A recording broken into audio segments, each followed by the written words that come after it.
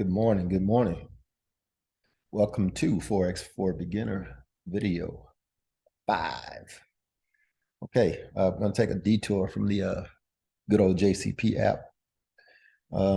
We discussed a lot of good things in the last video. Technical analysis, fundamental analysis. So I feel like we need to take a break and we need to discuss some things that will help us out in our analysis, okay? So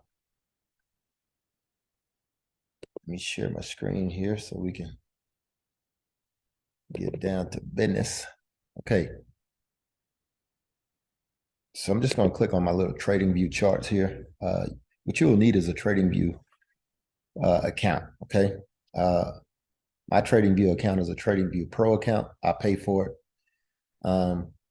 We'll let you decide at some point, when you want to start paying for anything. Anytime that you're a pro at something, you're going to pay a fee for it, and it's well worth the fee. I get more indicators. I get more time frames. Just more features, right? I think when you start off, you just get the basic time frames, you know, um, 5 minute, maybe it's one, 2, 3, 5 minute, 15, 4 hour, but I can just type in any time frame I want to. 16M, it says not applicable, or 16, you see the minutes at the bottom. So this is a 16-minute chart. If I want to look at the 16-minute chart, right? I can look at the 4-month chart, 4M for 4 months. However I want to see the charts, I can just type in what I want to see, right?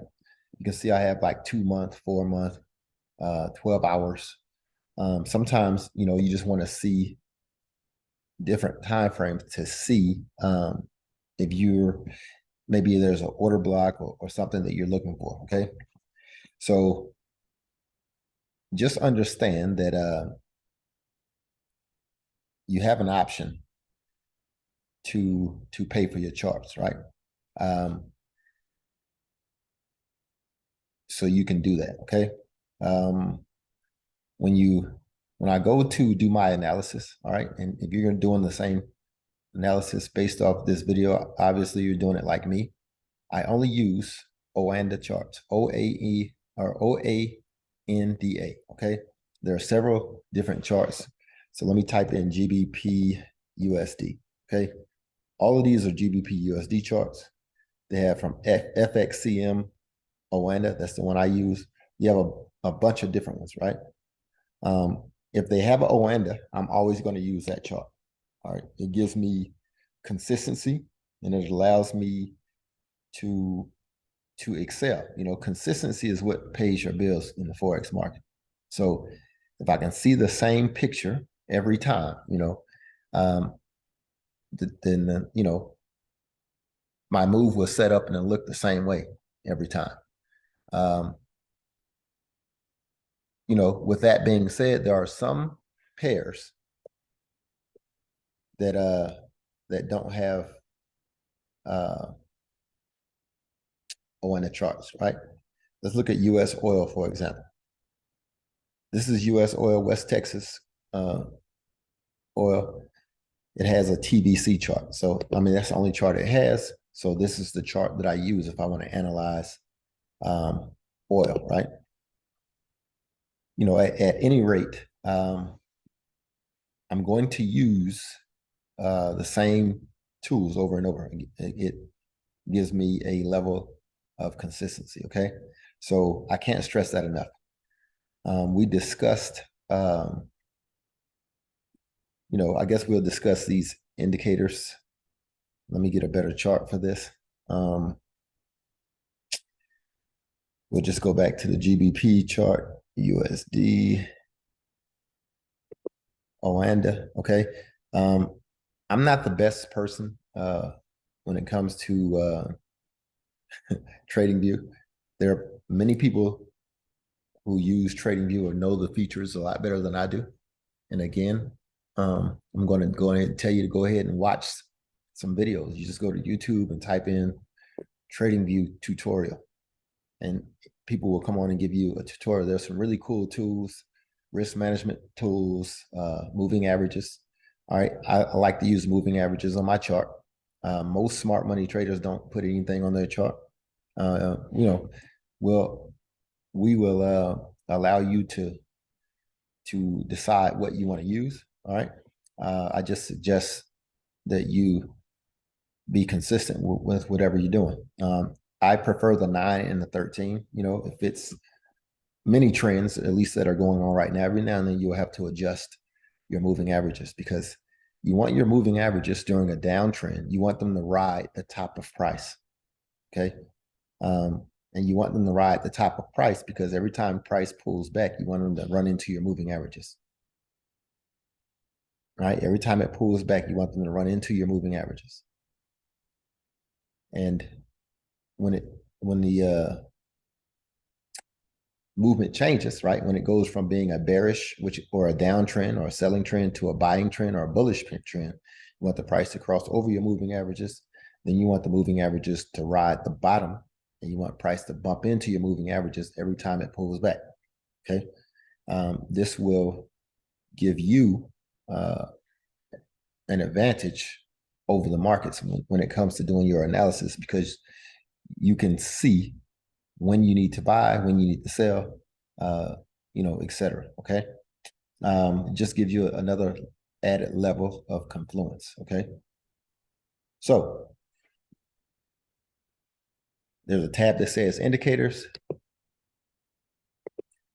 I can just hit on indicators, type in moving average, right? MOVIN. You don't even have to finish it. It comes up. I use just the regular moving average. It's called a simple moving average. They have EMAs. They have all kinds of stuff. Okay. Again, if you want to know what all these things mean, you can Google it. You can Google moving averages. Basically, what a moving average is an average closing price of whatever number of candles. Okay. In this case, the 9-period moving average is the average closing price of the last 9 weeks. And I say 9 weeks because we're on a weekly chart and the number is 9. So this green, which is a shorter moving average, the one that's closer to the price, is going to be your 9, the average price of the last 9 closed candles. Okay. The 13-period moving average, right?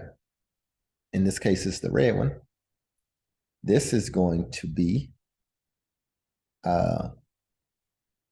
the average closing price of the last 13 candles. All right. Notice that when price is selling, your red moving average is on top, right? And when it's buying, the green is on top. Okay. If you set your shorter moving average to green and your longer moving average to red, it will always do this. Okay. And as a beginner, some people wait for the moving averages to cross. The crossing of the moving averages is what triggers you to buy or sell. And in this case, when the green crosses over the red and the red is on top, that's your signal to sell, right? Now, as a smart money trader, obviously, there are ways to get in way before these cross, okay?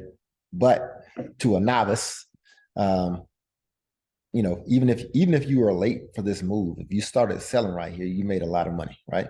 Even if you're late to this buy move, if you started buying right here, you still make a lot of money. So there's a lot of people who will hate, a lot of people with a lot more experience that will tell you why you shouldn't use these indicators, because they're lag indicators, right? Which means they show you what's happening after the fact. But the truth is, you might need them or you might prefer them, as a rookie. Okay. And there's nothing wrong with having a level of confluence. As we go through these charts and you get a little experience, and you get a little education, then you will lean on them a lot less. Okay. Uh, Maybe you'll just want to know where they are when it comes to you analyzing the chart for whatever positioning you're trying to gain, which is nothing wrong with that. Okay. So basically, um, in a nutshell, that's what I use, regularly. Every now and then I'll put something else on here. Um, ICT, kill zone periods, all that good stuff, especially when I'm back testing because, um, ICT is a great resource and he uses a time theory. He has a time theory about what time to look for your moves, which is excellent. And when you're back testing and you see a move, if you throw that kill zone time period, a lot of times you'll see that those moves happen exactly uh, inside the kill zone that he's telling you to pay attention to. Okay, I'm a swing trader, so a lot of that is a lot less important to me. I am cognizant of those times though, so um, and I can trade multiple ways, right? I can scalp, I can day trade, I can intraday trade, I can swing, and I can position trade. I can do all those things. But by nature, and what I love doing is swing trading. Okay, so when you're getting educated, you're going to get your education from that perspective. Okay, and I think the advantage of that for new traders is it requires less. The moves happen over a longer period of time. Most of us are still working. Um, you know, so it's convenient, to learn how to trade this way. And the second thing is this market is designed to grow your money over a longer period of time. Okay. You can go in there and gamble, play the craps, and it's people who make a very good living scalping, right? But it's not what the market's designed to do. Like banks aren't going and scalping, right? They're collecting money over long periods of time, and you can too. Okay. Um, I always laugh at people who want their money right now. They're scalping because you work a job, buddy. You don't go to your job and work an hour and say, "Hey, man, where's my paycheck?" Right? Most of us have to wait a week. Uh, some have to wait two, and if you have a job like I had, past tense, you waiting a whole month before you're getting paid. But at the end of the day, whatever pay is there, you budget that money into the next pay period, and forex is no different. You can get paid whatever time period you want to get paid, right? And generally speaking, the longer you're waiting, the bigger your payout is probably going to be. Um, we'll talk about some of those things as we go along. And I say it generally speaking, that's not every time. I know some people who can put $100 in on Monday and take 15,000 out on Friday. All right, but that is not the norm. Those are the exceptions. Okay. What else? So we talked about some of the moving averages. We talked about which charts. Okay. I talked about some of the features. Some of the things that I like to use are the Fibonacci retracement, right? And it measures retracements.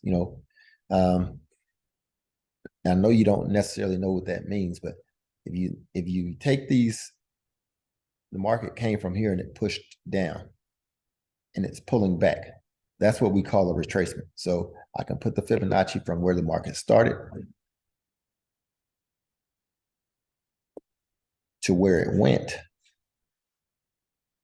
And the pullback, we want the market to pull back to our golden zone.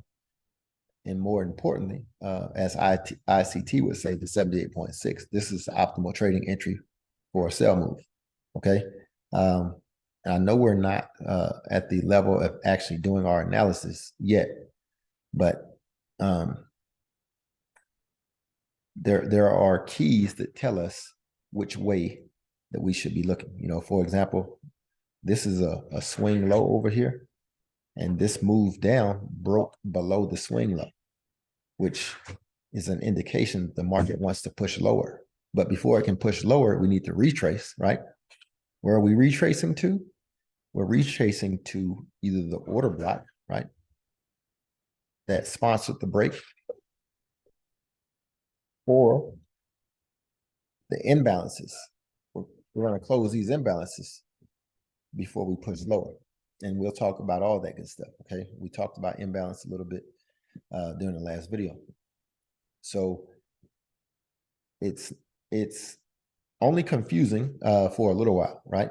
Once we figure out which direction that we need to start looking for our moves, you know, we can easily drop down and pick a trade idea that makes sense to take the market, you know, in that direction. So that's the Fibonacci. It measures retracement. We also have on that same tab, we have the GAN box, right? A GAN box is a tool that I use to measure the imbalance. You know, this point, the 0.5 is the midpoint, right? So I can put this GAN box on any imbalance and get the midpoint. There's a lot of people feel like price will push halfway through the imbalance and is considered closed. So we can measure the halfway point. That's the tool that I use for that. Under this paintbrush, we have a rectangular box. I use this to mark my order blocks. That's a good tool we'll talk about as we get into our analysis. Over here, the next tab below with the T, you have your text box where we can label things. We have also the call out box, right? The call out box will allow you to point to something and move the box, right? That way, if you don't want to clutter your chart right here, but you want to have an explanation over here, you use the call out blocks and you can type whatever you want to, you know, in this text, right? All right, patterns. I like to use the Elliott wave when I'm trying to explain where I think price is going to go, right? If I'm thinking price is going to go up to the 78, push down, and then come back and retest, I can explain that, you know, just by drawing where I think price is going to go, right? And a lot of times these are notes to myself if I'm doing an analysis, and you know, I'll leave it on the chart. So if price starts following my analysis, maybe to draw my attention in, okay? Long and short positions. All right, these are the tools that you use so you can see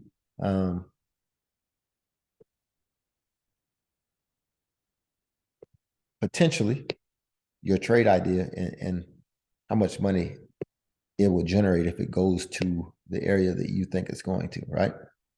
And if it's even worth your time to get into the trade idea. So in this particular trade idea,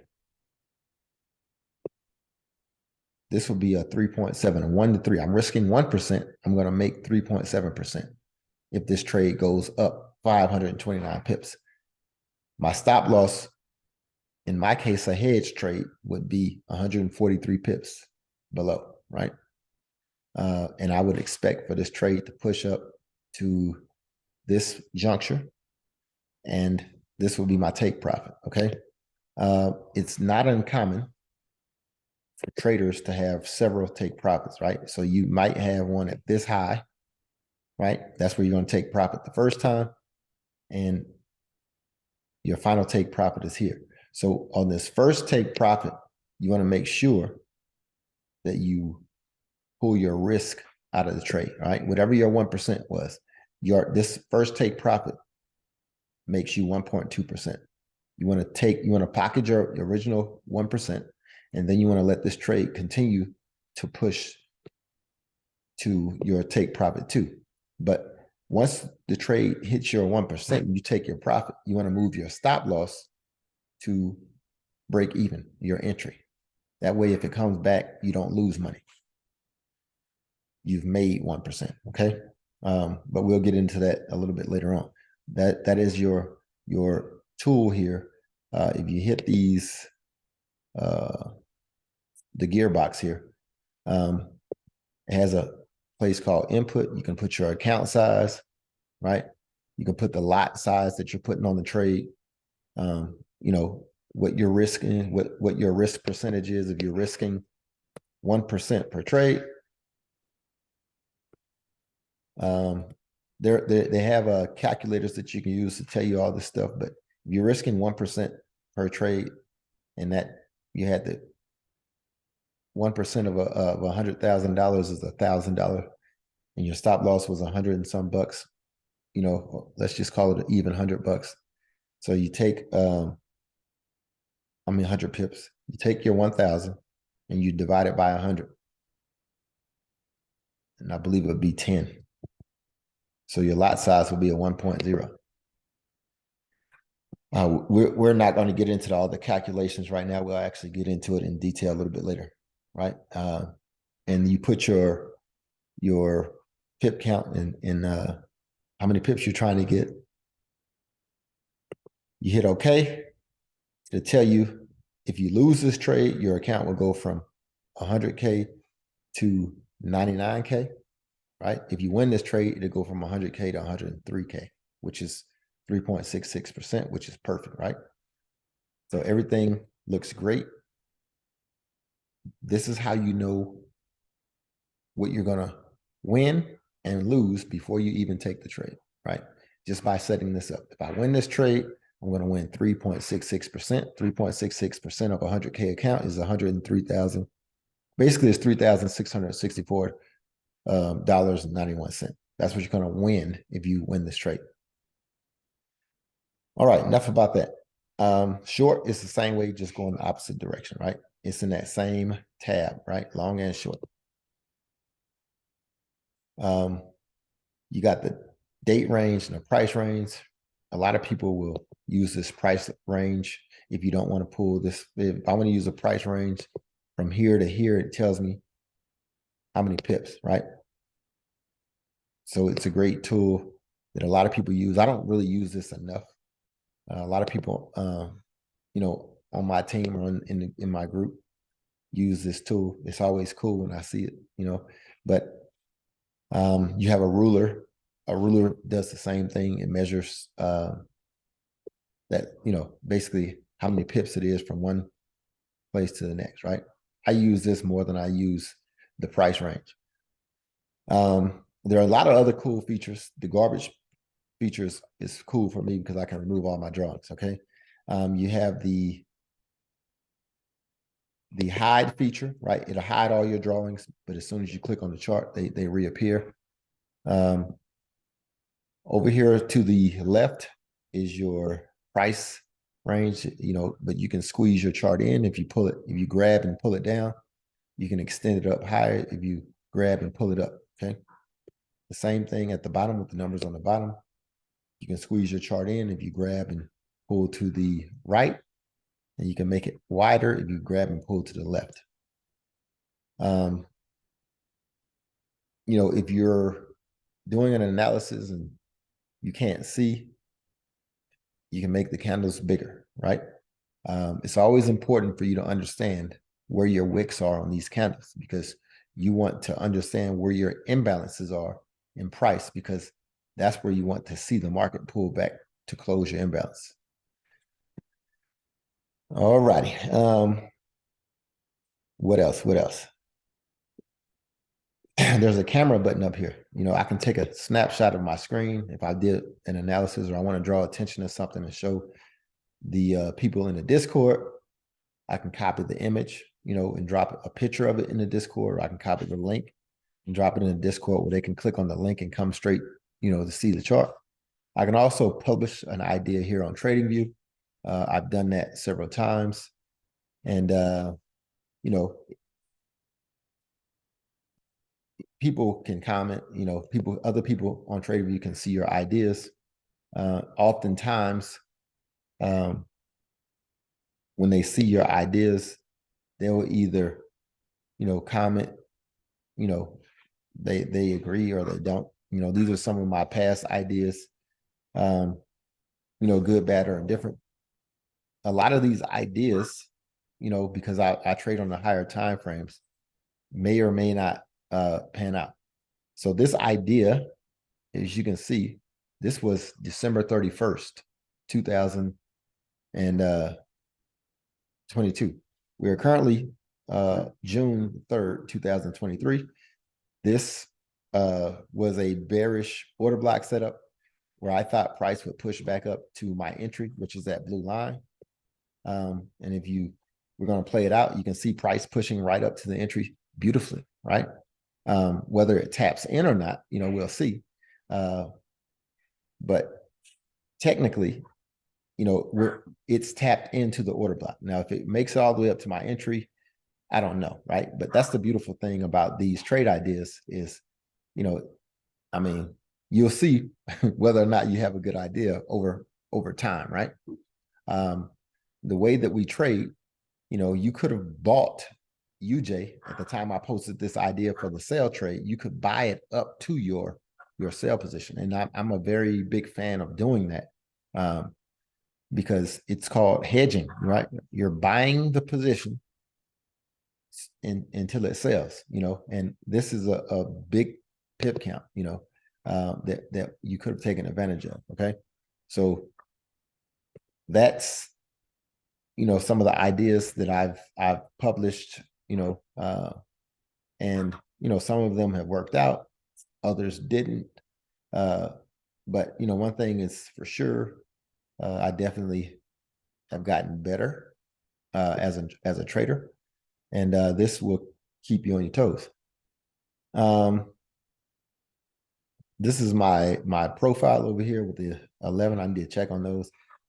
It also on this side is my main watch list. All right, I have a lot of pairs, in my watch list. You may or may not, but I have a group, so we look at a lot of different pairs, and we do it based on order blocks that set up, and we can take and discuss these pairs. This just allows me to have access to them without typing in the names and whatnot. Okay. All right. So I can hide all this by going and clicking on this arrow down here, but you still have the icons over here on the side. Okay. Hopefully you guys understood this brief overview of TradingView. TradingView is an awesome site because you can do all your analysis on it, and it saves all of your work. You don't have to start from scratch every time. And it's very easy to access. And once you start using it, it's very easy to understand how it works. Okay, so that is the TradingView website, www.tradingview.com, and set you up a profile, get familiar with the tools. This is where we'll be doing the lion's share of our analyst work. All right, guys, till next time, hope you enjoy. Remember that, ForEx is a long-term solution to any financial problems. It's not a get-rich scheme. There are risks involved. The majority of people who trade are losers. They're not winners. They quit before the wins ever come, right? It's humbling. It's difficult. They pay a mentor. They don't get the results. They quit, right? In this case, you're not paying me. I don't have any obligations to you, or I don't have any reason to lie to you.